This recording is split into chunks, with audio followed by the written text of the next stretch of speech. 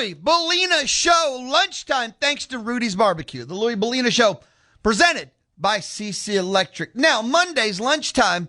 Oh, hold on. I got to interrupt myself, which I've done before. This just in.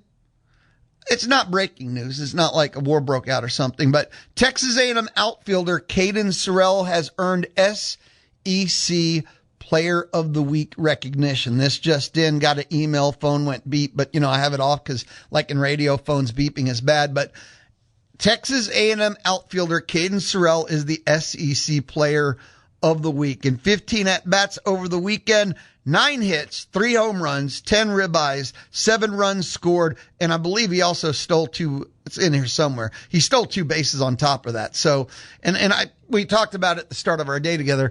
Caden Sorrell was like playing like a man who was making up for lost time. So that's not the biggest shock in the world, but Caden Sorrell, again, Caden Sorrell, SEC Player of the Week. We're joined now by a man who knows a thing or three about baseball himself, college baseball and more, Mitch Light of The Athletic, who joins us on the D4 Land Services Hotline. Mitch, how's your world, brother? All is well, Louie. Hope you're doing well. I'm doing outstanding. Please tell me you did not watch Vanderbilt baseball over the weekend. I watched Friday, did not watch Saturday. I was at the basketball game. And then I watched Sunday. It was funny because, not funny, funny. It was games at 10:30, and like the weather's been, as you know, the weather's been terrible around here. Then there's been like football. There's been just a lot going on. And so like my wife and I have not done any like go to the mall or shopping like that. She's like, I need to buy some stuff. You want to go to the mall? I was like, sure. I said, we'll wait until after the game. We'll go mid-afternoon. And then it was like 6-0. I was like, yeah, we can go. We can go. 12 o'clock, we can go. We can get out of here. So I did my shopping earlier yesterday. So, but yeah, 1-2 weekend. But they did hit 9 home runs, which was quite entertaining. Yeah, taking a look back at the weekend that was college baseball. We'll talk about the stock up, but Vanderbilt, along with Arizona, were kind of the 2 stock down teams from the top 25. Yes and no. I mean, Arizona definitely. They lost 3 games. And it's interesting. They went 0-3 last year to start the season at a neutral site tournament and in Globe Life, and they went on to win the College World Series. I mean, to go to the College World Series. Vanderbilt's weekend wasn't really that bad. They lost 5-4 on Friday on a 2-run throwing error in the 8th inning. Beat Texas Tech, run ruled them, and then just the relief pitching got out of hand yesterday. Honestly, the offense and the power they showed was encouraging. So 1-2 at Globe Life is not that big of a deal. I think some other teams, like at Louisville, another returning College World Series team, to lose a series at home to Michigan State, a bottom-tier Big Ten team, I think that was, more alarming. It's, you never want to go 0-3, but I think most coaches tell you if they go to these neutral site tournaments, you play 3 good teams. 1-2 is not the end of the world. Arkansas, who's considered a national title contender, top 5 team, blew a 3 or 4 run lead to TCU Saturday and had to win in extra innings, or else they would have been looking at a 1-2 weekend. But in the top 25 rankings, Louisville and Arizona were the teams that dropped out of our rankings with the Athletic. There was, because Vanderbilt kept coming across my feed all weekend long. The catcher for Vanderbilt, I call him Bazzini, just because it reminds me of the Godfather movie. I know that's not his name. I know it's not his name, but anything I can do that ties it into the Godfather, my favorite movie of all time, I do it. But his game against TCU is like the old wide world of sports, the agony of victory and the horrificness of defeat or whatever, because he hits 3 bombs in the game, right? An all-timer. Yes. But he made a throwing error. They gave up 2 unearned that lost the game in the 8th. And the most basic thing in the world, he's a catcher. It's throwing the ball. So he makes a 2-run error that loses it in the same game. He hits 3 bombs. Yeah, and 3 home runs are all over 400 feet, exit velos. And it wasn't like you can see a catcher make a throwing error, like on a chopper in front of the plate where you come out and you got to fire it to first base and there's a weird angle and you throw it away. We see that. This was a runners on second and third, drop third strike. It wasn't a drop third strike. It was in the dirt. So, it's not like he dropped it. But he caught it cleanly. And you see this play a million times. He just stepped out to throw it to first. The guy, I don't think, was even running that hard. And he just airmailed it isn't the right word because he missed first base by, 6 feet in fair territory. I have no idea, what the deal was. So, yeah, just like you said, just to such great moments, and then just such agonizing for him. He must have felt awful. Then they fell down. They were behind 5-3, and he hit a solo home run in the top of the ninth. In the bottom of the ninth, to make it 5-4. The next hitter, Brody Johnson, hit one off the top of the wall that would have tied it, and then the next guy got out. So it was a good game. TCU is really good. I watched a lot of TCU this week, and they were very good. Speaking of three bombs, the Baylor transfer first baseman Tice Armstrong hit 3 grand slams in their opener Friday against New Mexico State. And that is, what is that? Is that the most in an opening day or most grand slams ever in a game, period? Well, it tied. Some dude from Louisville in the 70s did it. So it tied most in college baseball history, not just opening weekend, obviously opening day. You know, that's such a fun feat, such a great thing. So much of that is depending on opportunity. I mean, how many times do you get up with 3 times with the bases loaded in the game? But yeah, that was something. And against New Mexico State, his last one walked it off. I think it was a 7-inning game, maybe 8-inning game. So yeah, there was two different players hit 3 home runs on opening day on Friday. So yeah, the weekend got off to an eventful start. You know, okay, so something. You know, I'm an ESPN hater. I miss when they were journalists and it was fun and sports, and now I don't even know what the hell to call it anymore. But ESPN Sports Center put out a tweet that said that he had 3 home runs and 12 RBIs. And in theory, with his fourth at bat, he could have had 14 RBIs or something, right? And the internet world absolutely destroyed that tweet, going, well, let's see, 4 plus 4 plus 4, because each grand slam was 4 RBIs. Of course he had 12 RBI. I don't know if you caught that, but just something that amused me and kind of reflected how people feel about ESPN. Yeah, well, I don't think that's an ESPN only thing. I think everyone's quick to jump on anything that they find stupid or a mistake, no matter who tweets it out. I would like to see exactly how it's phrased because, like you said, if it said his 3 grand slams netted, whatever, how they phrased 12 RBIs, well, then of course. But like to your original point, he could have easily had more than 12 RBIs. You score that many runs in a game, you're going to get more than 3 at bats. So I did not see that specific tweet. Yeah, you're an editor, so that's kind of right up your alley, right? Where it's exactly in the phrasing and the wording and the arrangement. Right, and I'm very literal when I edit. Like my writers sometimes get mad. It's like, I know what you mean, but you didn't say it this way, and then people are going to interpret it. You leave all room, you eliminate room for interpretation if you just say things the right way. Just don't assume people are going to know what you mean.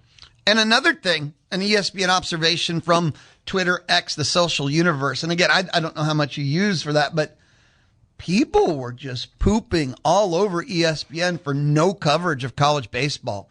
No ticker, no break-in, no games, nothing. See, once they run out of the other sports, they'll start throwing some on, but opening weekend and nothing. Not even a one channel dedicated to going around the country. And I mean, it is a fact. ESPN doesn't believe in college baseball. I disagree. I think they do a great job covering the sport. The postseason is amazing. There's a lot of games on SEC Network once college basketball, even during college basketball season, once SEC season starts, there's multiple games every weekend on the ESPN family of networks.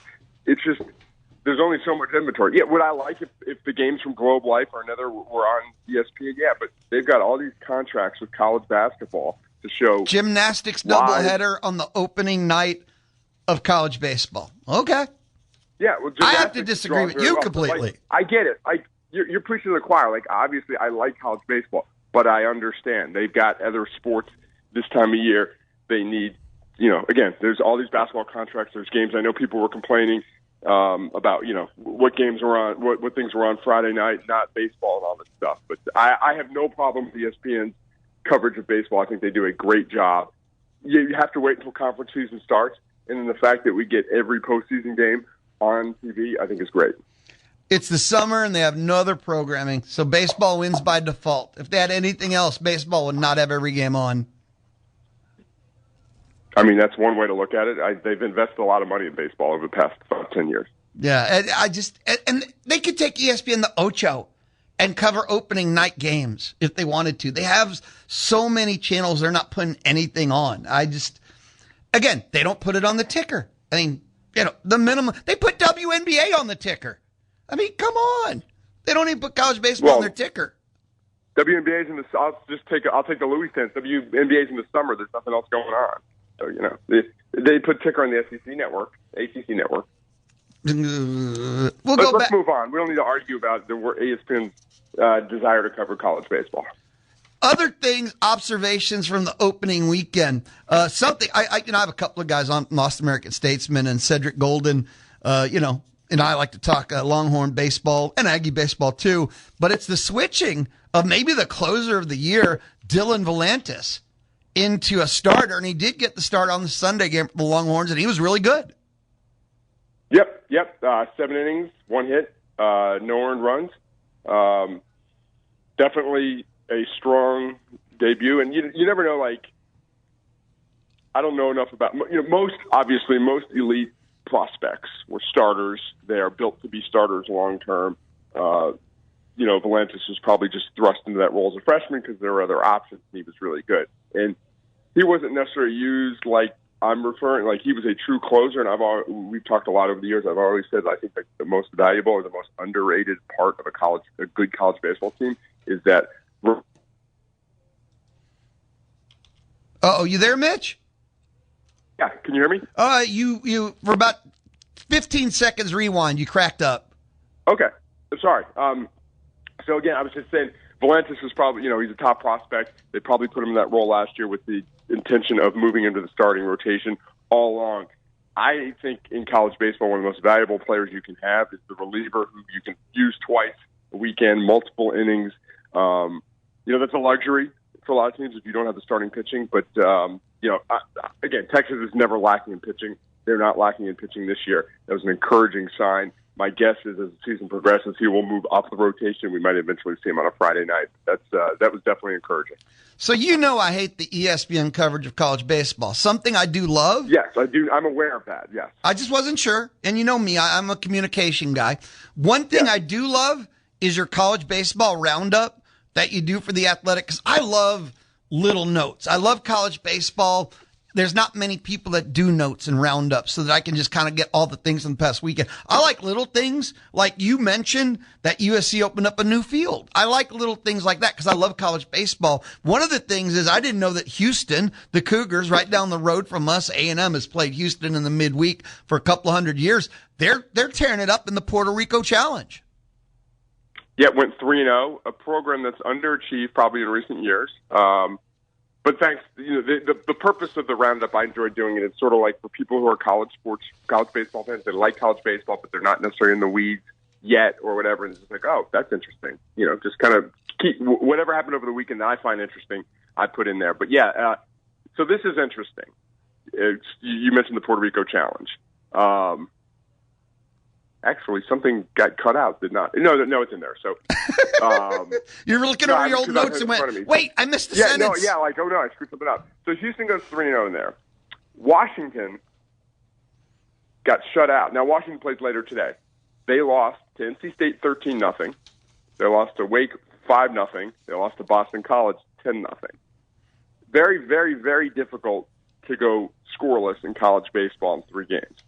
In a related note, do you remember last week when we were talking about my college baseball coaches forum? Oh, yeah. We were talking about revenue sharing. And every day last week, part 1, part 2, part 3, Oh, he was the coach that was like, what money? What are you talking about? He was like, what revenue? Exactly. He said, the question is, how'd the first year of revenue sharing going? Eddie Smith at Washington said, we don't have revenue sharing at the University of Washington. In a related note, Eddie Smith's team failed to score a run this weekend. Now, he did a great job last year in his first year, former LSU assistant. In fact, I saw D1 maybe it was our projections. Teddy Cahill, formerly of Baseball America, did our projections. I have seen Washington in some preseason fields. They're supposed to be in a top of the half Big Ten team. Obviously, they got up to a bad start, but I just found that very interesting that the team that scored no runs this weekend was a team where the coach said, we don't have any revenue sharing money. He told you, right? Isn't that the funny part? He told you, right? Yeah. Oh. Yeah, he answered the question. Answer the question. So It was on the record. Yeah, he wasn't. Yeah, he was just saying. Matter of factly, we do not get revenue sharing money for baseball at the University of Washington. All right, Mitch, I want to grab a quick early timeout because when we come back, I still want to talk more college baseball with you. I want to go over your top 25. And on top of that, I do want to ask you, I wanted to wait for that poll to be released so, the readers and everyone, so you were freer to talk more about it this week. So I wanted it to be out for a little bit because, man, the work you do with that and the stuff that comes out as a fan, it just amazes me, brother. I appreciate that. Be happy to talk about it. Mitch Light of The Athletic hanging out with us on the D4 Land Services hotline. It's a Monday thing I look forward to each week. D4landservices.com. If you want more information on how to get your land fixed up, your land cleared, land excavated, go visit D4landservices.com. This is the Louie Belina Show, Monday on The Zone. We are going. Are you ready? The Zone 1150 AM and 93.7 FM, where we respect all and fear none. It's time. Here we go. Let's go. It is the Louie Belina Show presented by CC Electric. They do free estimates and they have military and veteran discounts. They are CC Electric. Mondays, lunchtime, we hang out with Mitch Light. He's with The Athletic and he does their top 25. He does their college baseball roundup. And we happen to love college baseball here on the Louie Belina Show. Mitch, your top 25, a little shuffle between 1, 2. LSU took over the 1 slot. UCLA moved to 2. 3, 4, 5, 6, 7, 8 all stayed the same with Texas 3, Arkansas 4, Auburn 5, Mississippi State 6, Coastal Carolina 7, and G-Tech held steady at 8. Yeah, so I would like your opinion. I wrestled with myself this morning, when UCLA lost last night or late afternoon to UC San Diego at home, whether or not I should bump UCLA from the top spot. Because LSU, they pounded Milwaukee, but not a good team. You expect them to at home. So, UCLA wins the series at home. So do they bump from the number 1 spot? My first thought was no. But it's like, hey, UC San Diego is better than Milwaukee. But both teams hosted non-conference series against teams they should beat. And UCLA lost, and LSU won all 3. And LSU was a close number 2 in the preseason, so I switched them. Would you have switched them if you had UCLA won in the preseason? They both played nobodies, right? Yeah, UC San Diego is quite a bit better than Milwaukee, but still, they're not. They weren't a tournament team last year. They were in the bubble, I think. Either decision is right. Either you go opening weekend, they won the series, 1 game differential, because your projection wasn't based upon going into the opening weekend. It's kind of where you think they are. Baseball, it's just win the series. If you would have left them, you could justify either answer. I know I'm not telling you right or wrong, but either answer would have been correct. Either answer would have been correct. Yeah, that's right. I didn't feel bad. I moved Florida down a few spots for losing 1 game against UAB at home.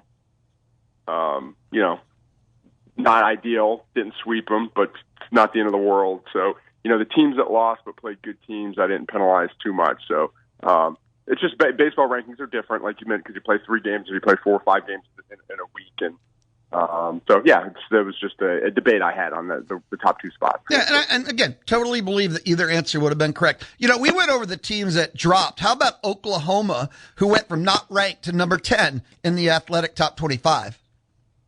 Yeah, they were, as I wrote in my roundup, the best, they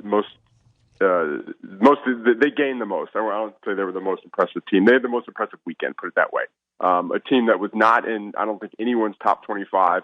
The biggest development was the pitching. Cam Johnson was a top recruit. I think he was the number 1 high school pitcher who got to campus 3 years ago at LSU, but basically was unusable for LSU because he couldn't throw strikes. Went to Oklahoma last year, didn't pitch any meaningful innings because he couldn't throw strikes, but he was their Friday night guy, and he pitched great. Now, it's 1 weekend. Doesn't mean a season, doesn't mean he's fixed, but there was some positive buzz about him in the preseason, and he pitched well. If he can be anywhere near that, then that's a great sign. And the interesting thing was he wasn't. Oklahoma had a co-pitcher of the week in the SEC, and it wasn't him. It was a UNLV transfer, L.J. Mercurius, who pitched very well against Arkansas, I believe. So some good front of line pitching there for Oklahoma. For them to beat three Big 12 teams. And now I misspoke. Oklahoma obviously didn't play Arkansas because they're another SEC team. But for Oklahoma to beat three quality Big 12 teams and answer some questions in the pitching, definitely a big week for them. The only other team that went from unranked to ranked was Michigan, who entered the year top 25 at 19. Yeah, they beat Oregon in Sunrise, or Surprise. I'm sure there's a Sunrise, Arizona, but in Surprise, Arizona, they beat Arizona, Oregon State, and another West Coast team. So they play again today. They play Oregon State again today. But I just thought when you pick up three quality wins, a neutral site wins, especially beating Arizona in the state of Arizona, I don't care where you were in the preseason, you deserve to be ranked. So I got to ask you the $5 question. Why is A&M not ranked, man? They scored 45 runs. They got a sweep. They played home run derby. Because I don't like you, basically. There's an A&M has to pay an A&M tax because of you. So they need to be doubly impressive for me to rank them. I'll tell you what I tell other people. Don't hold it against my friends because my friends like me, okay? I'm like, they're good people, even if I'm not. So don't hold it against my friends. I'll say the same thing about Aggie baseball. Don't hold it against Aggie baseball because I like Aggie baseball. Okay, I understand. So, no, they were, one of the teams when I went into the week, I had the whole spreadsheet, our preseason top 25. Then I had about 5 to 10 teams to keep an eye on, see how they do. Obviously, they had a big weekend. Level of competition wasn't very good, but still, you like to see what they did. Moving Michigan and Oklahoma in over them was a no-brainer. West Virginia was another team that was close to going in.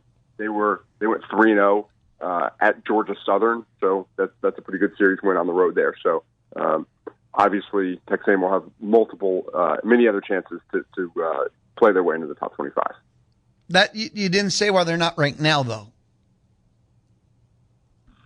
Because they weren't ranked in the preseason, and other teams did more than them in the opening weekend. Oh, more than 45 runs?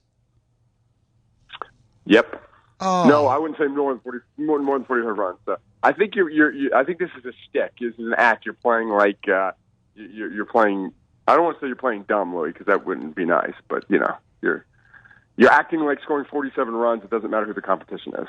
Well, I'm just saying, if you're going to play, good teams got to do to this type of competition what you want to do to be seen as you think you are.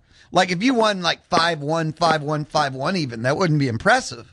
That's why you have to do kind of like what A&M did, 15 runs and 23 runs. That's the only way you kind of can make a statement. There's only 25 teams that can be in the top 25. All right. I'm going to believe you on this one. I mean, 25 leaves 25 slots. Mitch, I want to go to your series. Explain to people what the series is. Maybe they weren't listening last week or they didn't listen last year, but I think this is one of the coolest things to start a college baseball season. Thanks. I've been doing this my fourth year college baseball coaches forum where I get, I think 9 coaches, some years it's 10, whatever, from around the country, trying to spread the wealth, conferences, geography, and ask a series of questions, about 10 questions, state of the game type questions, like I said, about revenue sharing, transfer portal stuff, some fun questions about who's the best college baseball player they've ever seen, who's the best pitcher they've seen, do they like the postseason format. So I have done that, and if you don't subscribe to The Athletic, but you find my Twitter feed, and I don't tweet a lot, so it won't be hard to find, go back and find Mitch Light is my name on Twitter or X. Those stories are free. We've got a new deal at The Athletic where we can send out stories through social media for free reads, try and get people to see what we do. So if you click on The Athletic, you might not have access to it, but if you click on it through my Twitter feed, you do. So, it was fun. I always enjoy talking to these coaches, and some of them are really talkative and love going into detail. Some of them are more abrupt and just answer the questions and move on. But, again, thanks for reading, and I always enjoy putting this together. So I'm going to share this. I think Twitter X right now is not working. So if people are trying to go to @MitchLight, and again, it's his name, MITCHLIGHT. You can, as Mitch just shared, I didn't even know that, you can read it for free. If you go to the Athletic website, you can't. But if you go to @MitchLight, I'm going to kind of repost it this afternoon or tomorrow. I want people to check it out. Thank you. Appreciate it. Which coach do you think was the most insightful, or hell, he was just entertaining? That's a good question. Skylar Meade from Troy, and I try to have one or two at least mid-major coaches every year. So I had Skylar Meade from Troy and Pat Hallmark from UTSA this year. Skylar Meade was really good, very, very talkative, almost too talkative, because like this is a forum and I got to put all the answers together. So I had to like trim his answers. He rambled on a little bit, but he was. I enjoyed his answer. Him and Pat Hallmark, surprisingly, the question, not surprisingly, do you like the format of the NCAA tournament? They both said, yeah, the format's fine, but the way they pick teams stinks. Because they're mid-major coaches. And Troy, Skylar Meade at Troy, they've come close the last couple of years, despite having a lot of wins, not making the field. They think it's skewed towards the major conference teams. So he was very good. I enjoyed Jordan Bischel at Cincinnati. He was good. Mike Bianco, Ole Miss, was very good. They were all pretty good. Wes Johnson at Georgia wasn't the most talkative. He had some good answers, but it had to pull teeth a little bit to get stuff from him. But to answer your question, I think Skylar Meade at Troy had some of the best insight. Did you find that there was a topic that pretty much they didn't want to talk about? The interesting one that they're not good at, and I eliminated two of the three questions. If you go back the previous 3 years, I'd have a series of questions. Who's the best player in college baseball this year? Who's the best pitcher in college baseball? Who's a team to surprise? That team that could surprise. And they can't answer those because they're like, oh, well, I only know about my team, and I'm just getting ready for the season. And they kind of ask me who I thought, and I throw out a few names. Yeah, let's go with that guy. So I eliminated the questions about who's the best player and the best pitcher this year. But I wanted to keep in the best, who's a team that could surprise. And they still weren't good at it. Like, I don't know, and they say they're buddies. Or it's funny, Skylar Meade said, well, the team we opened the season with at Mercer is really good. Mercer beat them 2 out of 3. Couple coaches there, like JD Arteaga at Miami, was just like, I can't answer that question. I just know my team. Well, when it's time to play other teams, we'll start scouting. So I think I'm going to eliminate that question. So that basically anything pertaining to this coming season that's not about their team, they don't answer. To answer your question, I've found, I've asked about the transfer portal. I've asked about roster sizes in the last year. I asked about revenue sharing. They all answer the question. They don't try and skirt the issue. They're all pretty honest. And, most of them are like, we're working our way through this. We don't know how it's going to go. We've talked about it in the last segment, how the Washington coach said we don't get revenue share. So I found that they don't duck anything because they don't want to answer. Sometimes they don't answer because they can't answer because they don't know it. Fair enough. Now, I'm just going to leave this to you. Of all the coaches and all the questions, top 3 revelations, top 3 things that impressed you, top 3 takeaways for you.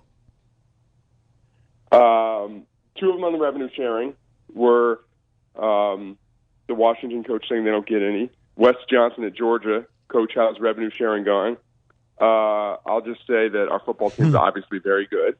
That was very funny, suggesting that he would like more revenue sharing money. And then I thought probably the postseason format, there's been a trend. Mike Rooney from D1 Baseball and ESPN has been a proponent of this.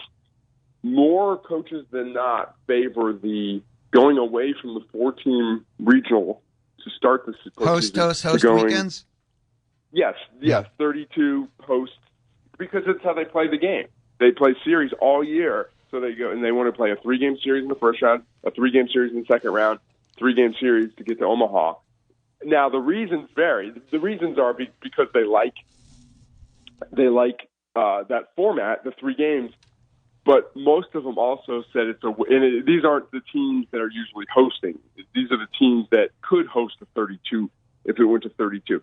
It's a way to grow the game. We see in the postseason when you have surprise hosts how the fans go absolutely wild. And, the Kansas coach and the Cincinnati coach, if we hosted an NCAA tournament here, our fans would go crazy. And the Troy coach said the same thing. We could grow the game. So they want more fan bases, more local media, all that stuff to become, immersed, or whatever the word, with postseason baseball. So that was almost universal. Interesting. Mike Bianco from Ole Miss, the team that hosts a lot, was one of the, I like it. Let's just keep it the way it is. So that was kind of interesting. Would you want that? Where would you vote as a fan / college baseball journalist? I like it the way it is. I think it's fun and it's different, but I get it. Like when you have, when Texas A&M hosts and they're not playing, there's a 2-3 game, there's no one in the stands. It's 100 degrees in a day game. I go whenever Vanderbilt plays, because I like this college baseball, but sometimes I'll go and it's two teams and it's like the fourth inning, like I said, it's 100 degrees, there's no one there. It's like, if that game were played on a campus, it'd be so much better. From a baseball standpoint, I like the current format, but I agree with the coaches that it would be cool to have more stuff, more games on campus sites. Mitch, thank you always. You're awesome. I'll talk to you next Monday. I guess the second weekend of the college baseball season. Your college baseball roundup, if anybody's a college baseball fan, I think they got to follow you, brother. It's awesome stuff, brother. Thank you always. I appreciate it. I commend you for knowing that next weekend's the second weekend after this was the first weekend. I'm a very smart guy. I am very mathematically challenged, so I'm going to just take it one weekend at a time. Not one game, one weekend at a time. Good deal. Talk to you next week. Later. Mitch Light of The Athletic on the D4 Land Services hotline. We do college baseball. We will do college football. We do the national scene. D4 Land Services. If you ever need a metal building, custom metal building from the ground up, go to d4landservices.com. d4landservices.com. This is, you're hanging out with the Louie Belina Show, Monday on The Zone. Every Tuesday at 1, Olin Buchanan of Texas joins the Louie Belina Show to, hang out and talk Aggie sports. And go team. Listen in on The Zone. The Louie Belina Show, presented by CC Electric. The Louie Belina Show, halftime on a Monday. We're going till 2 o'clock, but what else is new? A reminder, less than an hour now, at 1:30, Mike Elko live. Mike Elko live spring football press conference. Spring football is about to begin for Aggie football. Head coach Mike Elko is going to talk all about it. 1:30 live here on the Louie Belina Show. I sit inside the Charles Schwab studio. I'll be in here listening just like you. Together, we're going to listen live here on The Zone, 1150 AM and 93.7 FM. I'm looking forward to it. I'm Aggie football fired up. If you hang out with me here daily, first off, thank you. Appreciate the company. But my mind has been Aggie football 2026. I'm thawing that out with Olin, and I'm thawing that out with Tony Catalina, the gang here. Starting to work my way towards that, questioning, pondering. So, Mike Elko live, 1:30. That's 50 minutes from now? Yeah. Here on the Louie Belina Show, presented by CC Electric. I do want to do something. Yeah, football time. The Title Contender Series that I've been listening in? Greg McElroy, his Always College Football podcast. Oh, and it wraps up this week. There's only 3 teams left. One of them is a wild card team. So 15 legit and 1 wild card. So 3 more we'll listen throughout this week. And the Title Contender Series is simple. 15 plus 1 teams he thinks can win the national championship. He doesn't believe in way too early top 25s. Greg McElroy talks ball, which is why I'm listening to him. Currently, experts want to be personalities. They all want to be the next Stephen A. Smith. Yeah. So they don't talk ball. They talk takes. Greg McElroy still talks ball. So that's why I kind of like listening to him. I love when he's on a broadcast in a game. And the Title Contender Series, team by team by team, he breaks it down. It's the early preview of who they are and where they're headed. And today, Alabama. Now let's move over to Tuscaloosa, Alabama. Now, you think about what Kalen DeBoer has had to do over the last couple of years. I want you to just imagine taking over one of the most successful restaurants in the world. And for 2 years, you've used the previous owner's ingredients. You've kind of followed his recipe. And you've made a really nice meal. I mean, a really nice meal. But in the back of your mind, you're thinking, wait till they taste my signature dishes, right? Well, that might be what we see this year when we talk about the Alabama Crimson Tide. One of the biggest storylines in college football this spring is the quarterback derby that we'll be witnessing on the practice field in April to see who is best positioned to take over for Ty Simpson, because Ty Simpson's off to the NFL. And for the first time since Kalen DeBoer arrived, he has a quarterback room that he has handpicked. So the competition between Austin Mack, the veteran, and Keelan Russell is not just a battle for the starting spot. It's a battle for the future of the Crimson Tide. Now, Mack, he's got the seniority, and he has been in this system for a really long time. He was recruited by Kalen DeBoer and Ryan Grubb to Washington, has been in the system now for 4 years. When they got the job at Alabama, they said, hey, we want Austin Mack to come with us. So he is the veteran in the room, has a great understanding of the offense, and in limited playing time has been very, very effective. And then on the other side, you have Keelan Russell, who's kind of a phenom with his talent level, a guy that makes the ball, when the ball comes out of his hand, it looks like it's shot out of a cannon. I mean, he is a very talented young man. And if he wins the job as a redshirt freshman, then the ceiling for the offense, it might just go through the roof, right? It could go crazy high and might just disappear entirely, because that level of quarterback play, that level of talent, that can get you to the next level almost by yourself. So whoever wins this quarterback job, though, is walking into a situation at wide receiver where you feel really, really good about. Now, Ryan Williams is back for his junior year, and we know what he is. He has at times in his career shown the ability to break open the game. He's a guy that can turn a 5-yard hitch into a 70-yard highlight. He's a guy that can go and put defensive backs in the blender down the field. And while it wasn't very consistent last year, the potential and the ability is always there. And sometimes things snowball, right? You have a tough first game, it snowballs. You can never really get back to what you were prior to having some difficult adversities early in the season.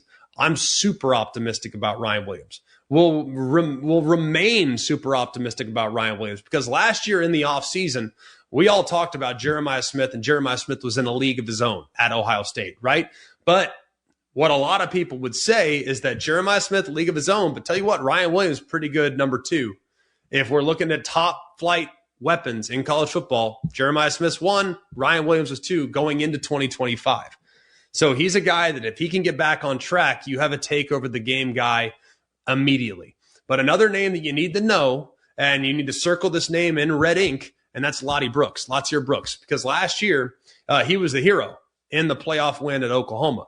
Now, he's not the biggest guy in the world, but he plays big. He's an excellent slot receiver, excellent, and can do a lot after the catch. And in this style of offense, he's going to get a lot of looks and a lot of volume. So if Ryan Williams can return to form, now you got to maybe think about doubling him. Well, there's Lottie Brooks there to eat you alive in the middle of the field. They also get a really nice addition from NC State and Noah Rogers. So this is a team that can run. This is a wide receiver room that has great juice, that has great ability with the ball in their hands. And now with a young quarterback, they're going to need those receivers to take the next step for sure, to ease that transition just a little bit. Because with Grubb and DeBoer calling the plays with multiple weapons that can really hurt you, it's going to be a real interesting dynamic to see how you cover these wideouts if they can play at the level that they are certainly capable of playing at. The big issue with Alabama last year was the lack of the run game. You could probably just go as far as to say it was a bit anemic at times. It was one of the least productive rushing seasons that Alabama's had in history, frankly. And Kalen DeBoer saw some of the challenges along the offensive line, some of the challenges occasionally in the inconsistency at running back. They didn't just patch it up. They replaced everything. They go out and they hire Adrian Clem to coach the offensive line. And Clem is an NFL guy. He's been in the NFL. He's been great in the past on the recruiting trail. He brings a physical pro-style edge that I think the unit desperately needs. And you can expect the run game to look a lot better this year. And the new faces that they brought in along the offensive line, the expectations are high in Tuscaloosa about the progress that's been made along the front. That's massive, because that was a position group that was frustrating at times to watch last year. You look at the running back position, Daniel Hill's got a chance to be a really good one. They also got some other young guys that you're really excited about. They have one of the top true freshman running backs in the country in Crowell. So people in Tuscaloosa are already saying that Crowell is one of the most talented and explosive backs that they've had in crimson and white since Jahmyr Gibbs. So if Adrian Clem can come in and fix the protection, alleviate some of the inconsistencies and blocking up front, and Crowell and company and Hill and others, they can provide that home run threat out of the backfield. This offense will go from being extremely one-dimensional to perfectly balanced. You can't drop 8 in the coverage if you have a run game that's capable of potentially taking it to the house. So very optimistic. While young, it is a very talented group, and I think they have adequately addressed some of the positions that were a challenge last year.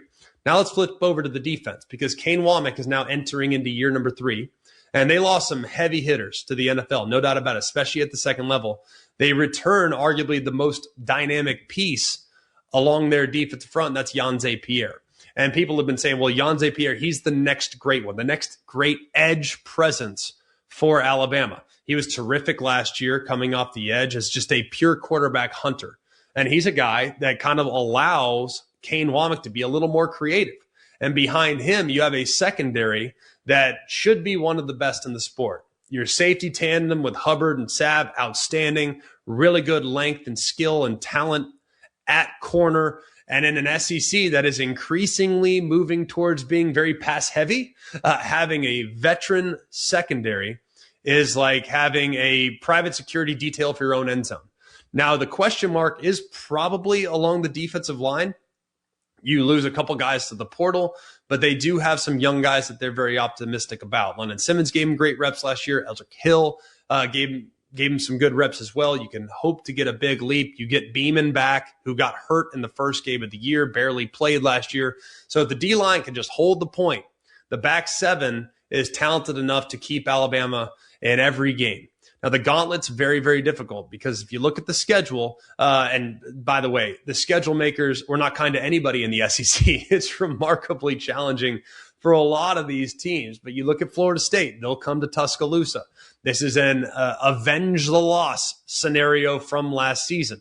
It's early, it's going to be high stakes, and it could be a bit of a tone setter for the entire year. Then you look at October. You got Georgia, you're at Tennessee, A&M comes to you. That is a very difficult 3-week stretch between October 10th and October 24th. That's kind of the heartbreak ridge of the 2026 season. If Alabama can somehow come out of that by protecting the home field and beating Tennessee on the road, you're 3-0 in that stretch. You're thinking about doing an awful lot here in 2026. If they go 1-2, then a lot of people are going to start getting real negative about what this team might be able to accomplish. And that 3-week stretch, I mean, that's when legends are made, right? That's a big one.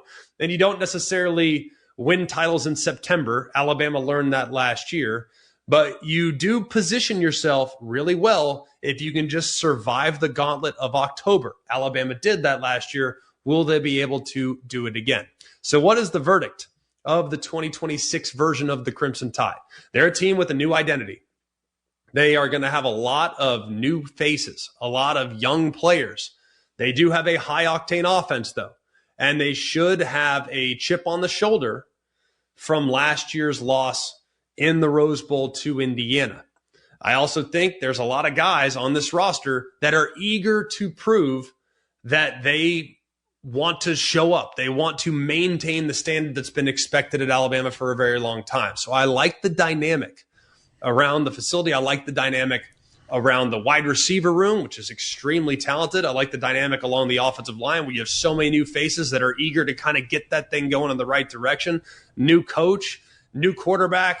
Everyone's got a chip on their shoulder. And sitting there at 27-1 right now, the odds are a little bit longer than you usually get when it comes to Alabama and a national championship run. Still very much in the top 10, top 12, but a little longer than you're used to. But it's a really talented team that you feel pretty confident that Kalen DeBoer has his guys now in a position to kind of get the ball rolling in the right direction. So if Keelan Mack or if Austin Mack and Keelan Russell can provide 80% of what Michael Penix did at Washington, or or 85% of what Ty Simpson did last year, Alabama's going to be in a really good position to potentially make another run in the SEC this year.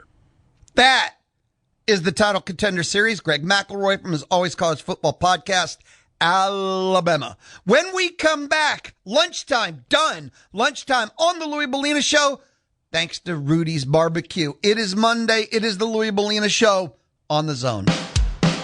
Can't reach your radio? Listen to Aggie Baseball online at radioaggieland.com.